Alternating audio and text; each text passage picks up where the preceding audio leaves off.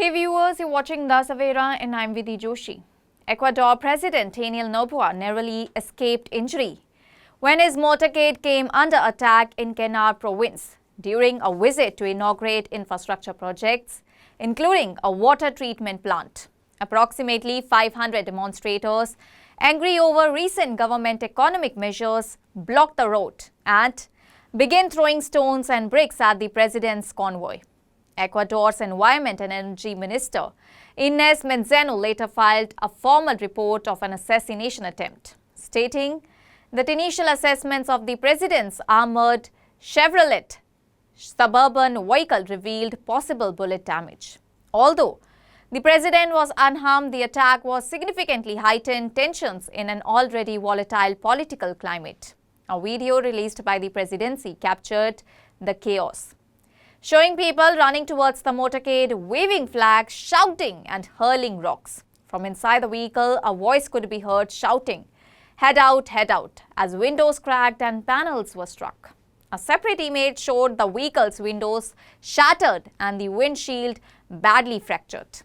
Despite all this violence, the president continued his schedule and later appeared at a student event in Cuenca, around 77 kilometers from the site of the attack. There, he condemned the assault and emphasized the administration's commitment to law and order, saying, "Such attacks will not be accepted in the new Ecuador and the law applies to everyone." 5 individuals have been arrested in connection with the incident and are facing charges of terrorism and attempted assassination.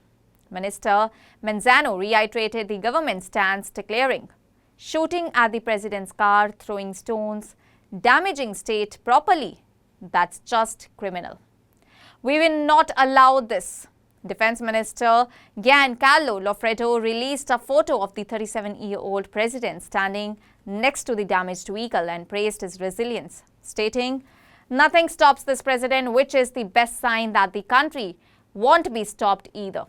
The attack comes amid widespread national protest triggered by the government's decision to eliminate diesel subsidies, a policy signed into law by the president in mid-September.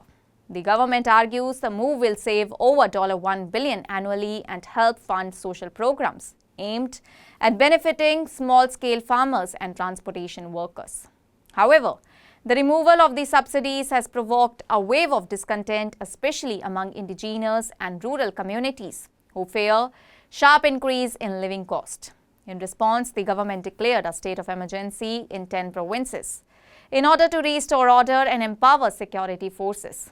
The Confederation of Indigenous Nationalities of Ecuador, which has spearheaded 16 days of protest, road blockades and strikes, accused the government of violently suppressing dissent. They claim that security forces conducted a brutal police and military action against peaceful demonstrators, including elderly women. A video posted by the CONAIE on social media showed a woman in traditional dress being detained by heavily armed officers wearing black bandanas. The organization also stated that the 5 individuals arrested were protesters taken into custody arbitrarily. This is not the first time that the president's motorcade has been targeted. Notably, in September, roughly 350 demonstrators attacked his convoy using fireworks, Molotov cocktails and rocks. The broader unrest has also seen the temporary kidnapping of 16 soldiers who were later released unharmed.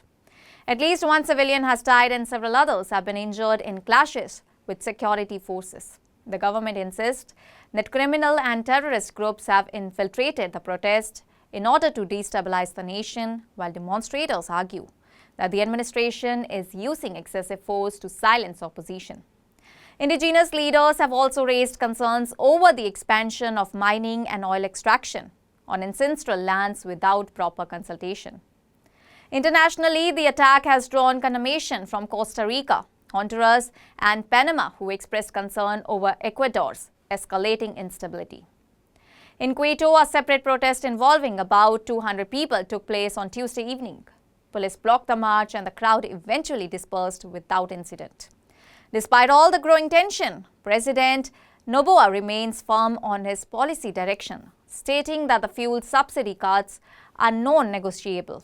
Those who choose violence will face the law. Those who act like criminals will be treated as criminals, he posted on social media. As Ecuador grapples with rising unrest, the president's leadership faces a crucial test amid economic strain, political resistance and security threats. That's all for now. Stay tuned to the Savera for more updates. Do like, comment and subscribe to the channel.